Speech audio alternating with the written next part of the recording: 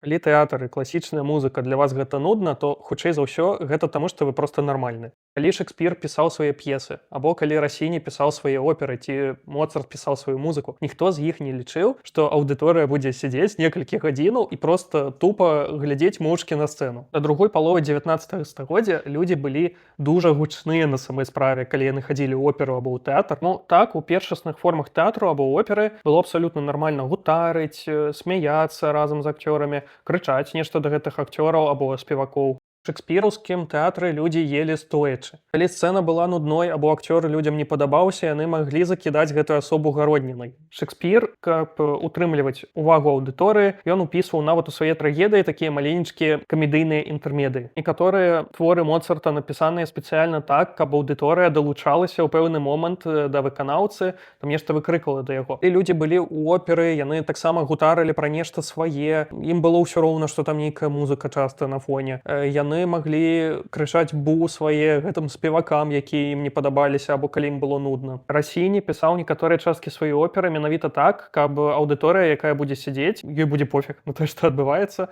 так яны звярталі ўвагу на сюжэтна важлівыя моманты. Было неяк відавочна, што цяжка прымусіць людзей сядзець некалькі гадзінаў проста каб глядзець у адну кропку. Вядома, праца актора была значна цяжэйшай, гэта не было прыемна, але менавіта для аўдыторыі гэта быў натуральны стан рэчаў. Бо у шекспіраўскі тэатр ці оперу 18 стагоддзя вы маглі прыйсці нават калі вы дужа бядовы чалавек. У другой палове 19 стагоддзя мы бачым такую элітізацыю тэатра, элітізацыю оперы, ну і паступова пачынаюць з'яўляцца гэтыя сучасныя правілы, што вы павінны сядзець там моўчкі, бо было імкненне выдавліваць з оперы, з тэатру людзей нізкага паходжання, нізкага класу. Прымушэнне аўдыторыі да маўчання. Тут, напрыклад, пастараўся Рыхард Вагнер. Рыхард Вагнер быў прыхільнікам тэорыі абсалютнага мастацтва і спецыяльна пісаў свае оперы такім чынам, каб вы былі вымушаныя моўчкі уважліва слухаць і глядзець усё, што адбываецца на сцэне. Таму так, не цурайцеся сябе, гэта нармальна, што вы не можаце высядзець некалькі гадзінаў праз нейкую оперу або паўз нейкую